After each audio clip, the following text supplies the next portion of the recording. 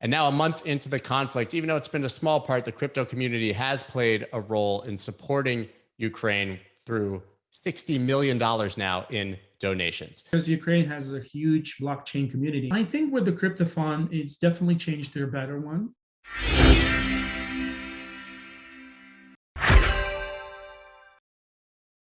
Now, almost a month ago to the day, the world collectively held their breath as Russia did the unthinkable and invaded Ukraine. Now, it seemed that Russia believed it would be a very, very quick war and that they would have very little resistance, but the people of Ukraine have fought like lions, both for their land and for their freedom.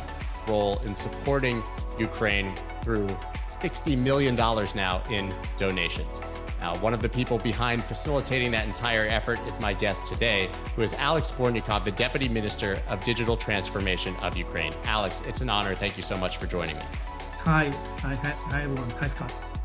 So listen, I know you definitely can't talk about your specific location, but I know you are in Ukraine. I would love to hear what it's been like for you over the past month, trying to operate and obviously run a government in the context of what's happening. I was in Kyiv when it all started. Heard explosions around 6 a.m. in the morning, and I spent a couple of days in Kyiv, but then we decided to evacuate because it was impossible to work, and there was instant shelling and jets flying. So we moved to our safe location. Yes, we still in Ukraine. And we managed to restore the operations of the ministry because we felt that we need to do our best in order to help our country, help our people. We started to get an enormous amount of requests about what's going to be next, and of course from the IT industry, from IT experts, from many people that are in digital space. And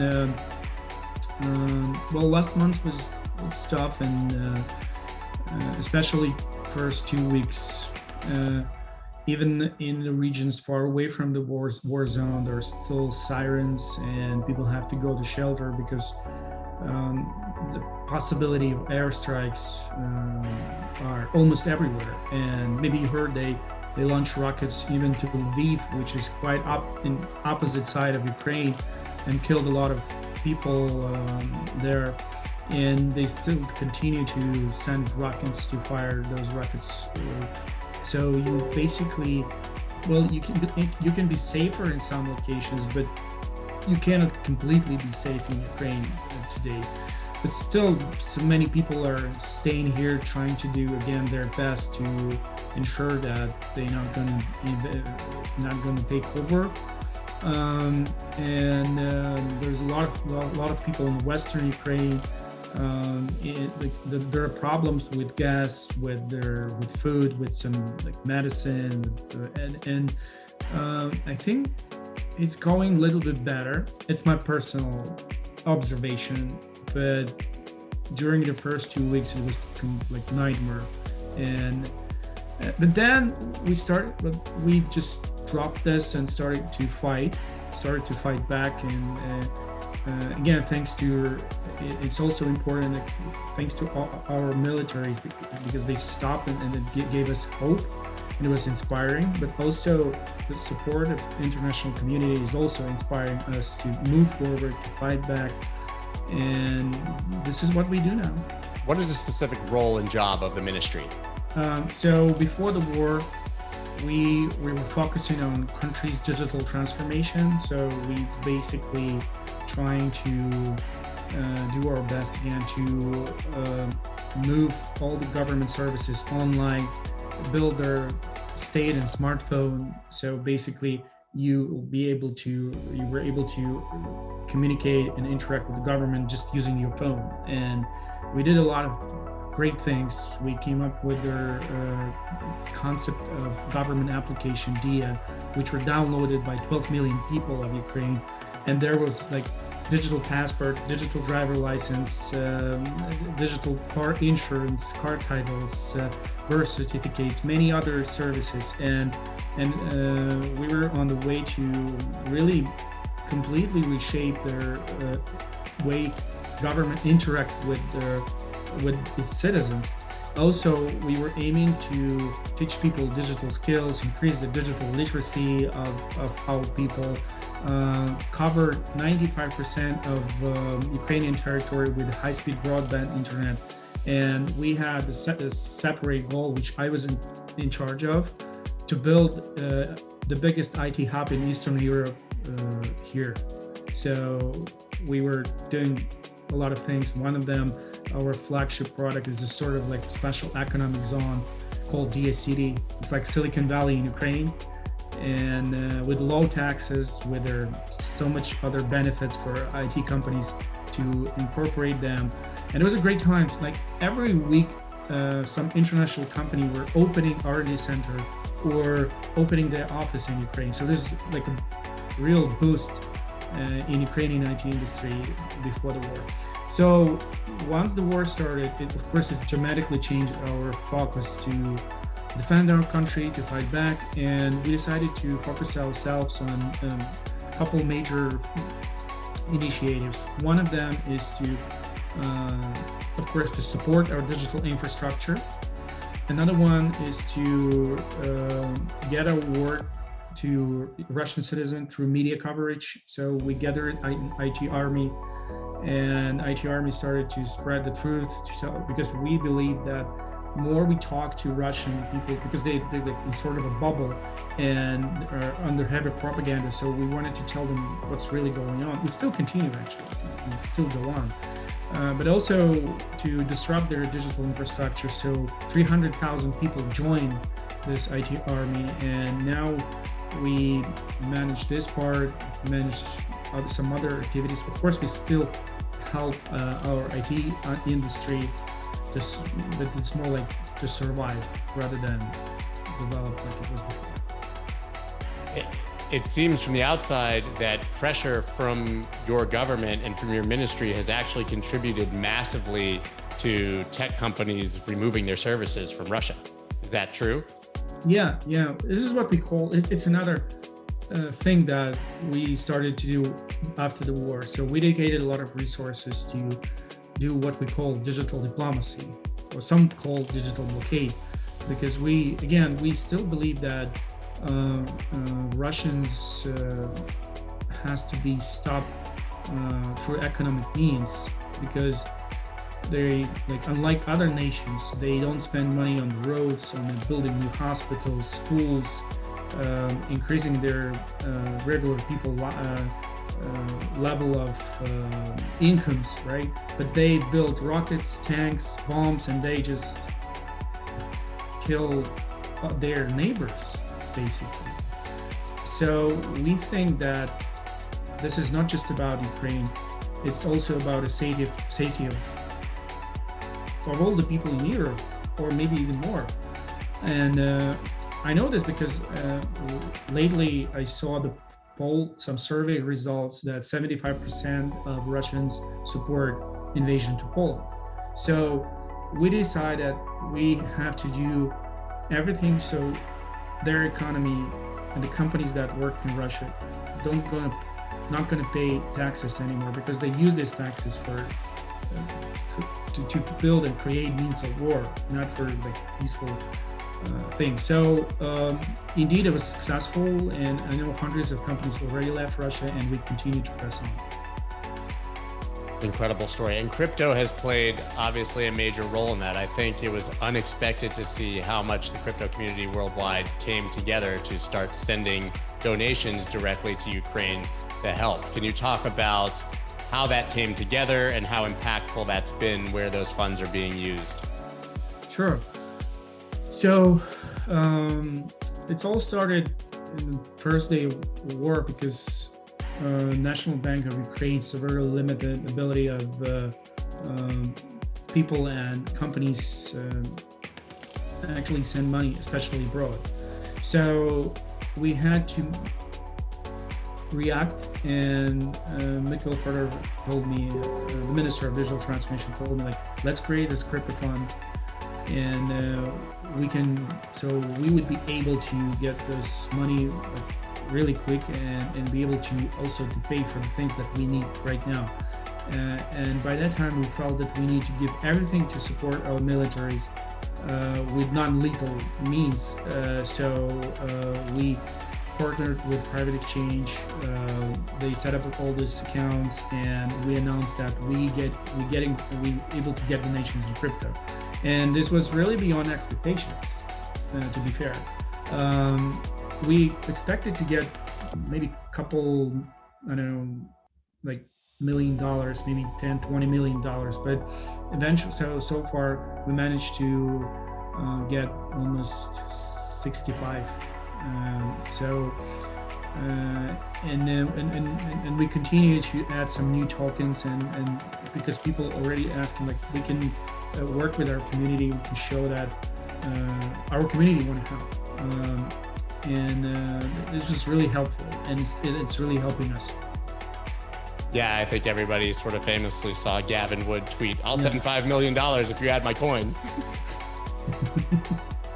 They did, right? We really appreciate Gavin Wood help, because it was not so hard to, first of all, to create this wallet and transfer it. So those money are being spent on the help on different things like medical supply, food rations, bulletproof vests, helmets, and many other things that we take from Ministry of Defense, because obviously they know what's really is a priority. And would you say that the money that's being sent via crypto is being put to use faster and it's more efficient than through other means?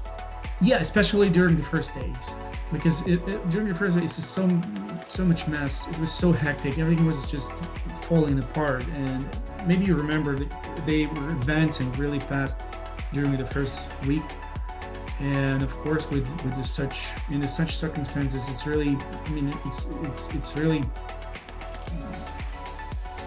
it's really hard to plan anything. Like, if you want to send wire, and wire is going to get to your supplier in 3 days, but you honestly don't have 3 days, and you maybe in 3 days you're not going to live in this country anymore.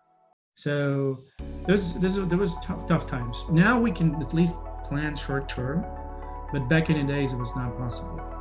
So crypto was really helpful, because in 10-15 minutes we saw the transaction, and it was relatively faster, much faster. I mean, I think it was a world-altering moment, certainly for anyone in the crypto community, to see the government of Ukraine tweet out those addresses. Yeah, indeed. I mean, really just incredible. And then to see the outpouring. So before the war, you talked about basically digitizing and modernizing all of your technology. What you described is so far ahead of what we have in the United States, right? Everything is clunky, our birth certificates, our IDs, none of that is digital. Were you utilizing any blockchain solutions to do that? Not really, but there were a couple pilot projects. One of them were that you were using blockchain in the process of selling confiscated goods, like our custom or our Ministry of Justice can confiscate something, and then they have to sell it on the auction. So they created a blockchain project to be transparent, and everyone would have seen that what exactly is selling for in which order. So because there's a high probability of corruption, because it's confiscated, so it could be sold for coins, So they were implementing this, but we were once I failed to mention that when the Ministry of Digital Transformation was created, it was 3 years and a couple months before. Almost since the first day of the ministry, we told that crypto legislation is our priority, that we want to become the crypto-friendly jurisdiction.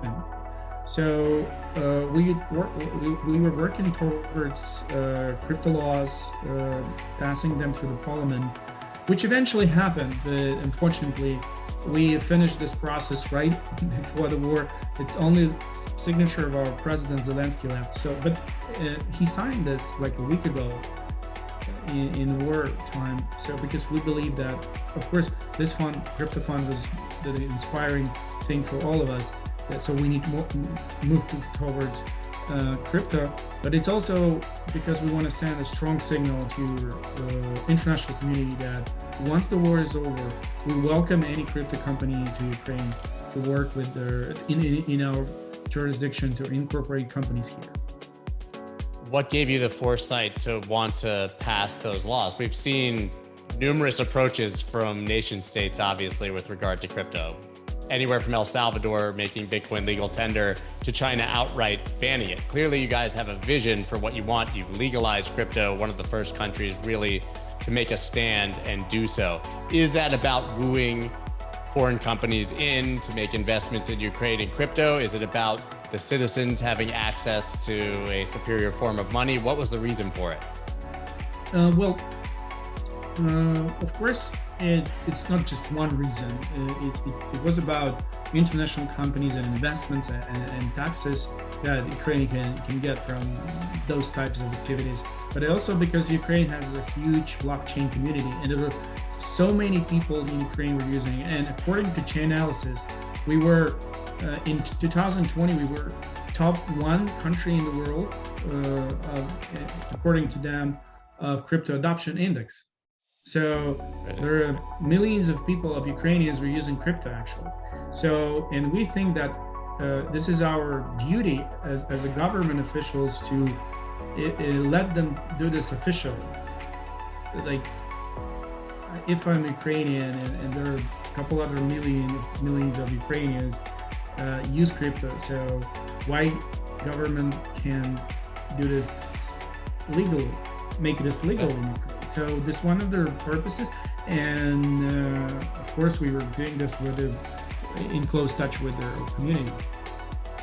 And how was FTX involved in setting all of this up? I'm obviously a huge fan of them. I've had Sam Bankman-Fried on the show multiple times, but I know that they've been pivotal in setting up the donation platform and other things. Well, I don't know technical details, but we started to talk to them because National Bank wanted to have a bridge, and they set up also a fund to help Ukrainian army and for humanitarian needs. And some people wanted to donate, so National Bank proved that they can do that. So they partnered with FTX and provided this fiat crypto bridge. So you can send crypto, and this money goes directly to the National Bank account. So this is just amazing. I mean, this is really cool example of how government could partner with crypto companies. You talked about that you had massive adoption of crypto already in Ukraine, and it was very much a part of your future plans. Do you think that with everything that's happened since the war started, the perception of crypto has changed at all in the country, for better or worse? Well, I think with the crypto fund, it's definitely changed to a better one, especially from the government side.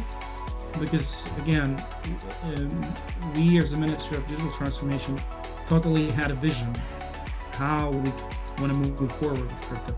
But at the same time, Ukraine is pretty much, it's a big country. 40 million people, and territory is huge. So there are a lot of different government branches and authorities that was skeptic about crypto. So we were doing a lot to convince them. And now with crypto fund and those things, it's became easier. It's relatively easy. I think that's probably not just true in Ukraine. I think that all over the world, people are seeing how it's being used there, and it's actually making a lot of skeptics come onto Team Crypto, so to speak, which is really inspiring, I think, to see. Are there any massive misconceptions or misinformation that you see coming out that we should know is not true in general?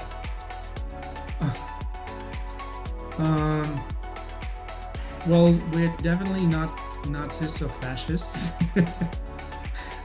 Like Russian propaganda says, there's no bio or chemical weapon I'm 100% sure. We're a peaceful nation. We never invaded anyone, and even right before the war, quite frankly, we didn't expect it. We hoped till the last moment that it's not going to happen. And our president was saying till the last day that we have no intentions to fight with Russia. So what they're telling us are complete lies. Also, they're telling we're bombing and destroying our cities ourselves. It's total bullshit. We value every life, every citizen life, and every piece of Ukraine is very valuable for us. So we have and still have beautiful cities. And I don't know if you were in Ukraine, but for the last couple of years, Ukraine advanced very fast to the country that is, it's a nice country where you want to live. I used to live in the States, and then in New York, I moved back. So, and I like Kiev. It's amazing. There are a lot of other cities. So what they're telling is complete nonsense, and I think the world should know that. I think most people do, but of course there are still quite a few people who need convincing. Are you concerned at all about the narrative of Russia or Russians or oligarchs utilizing crypto to circumvent sanctions? I believe that there could be cases when, if you speak specifically about oligarchs, I don't know, but what I know is that Russians using ODC and using those different types of exchanges to move up money outside Russia. And we see those evidences because we track their mass media and social media, and they even post instructions on how to get out money and or transfer from their rubles to US dollar or other like euro or other currencies. So I don't know, I can't say if it's a massive, but I think they're testing, and right. It depends on the length of this war and sanctions, because with more time, because Russian government limiting their ability to moving finances free. So with that, with more actions towards this, crypto will be used more and more. So this is my understanding of what's going to happen. I mean, that makes perfect sense that people would try to get their money out of the country. And what you're saying is the social media was telling them how to do it with dollars and euros as much as with crypto. So it's, once again, it's not a crypto problem. It's obviously an issue of people trying to hide their money and move around sanctions, which you would, I guess, naturally assume to happen. Now, before I let you go, most important question maybe now is, how can we still help you?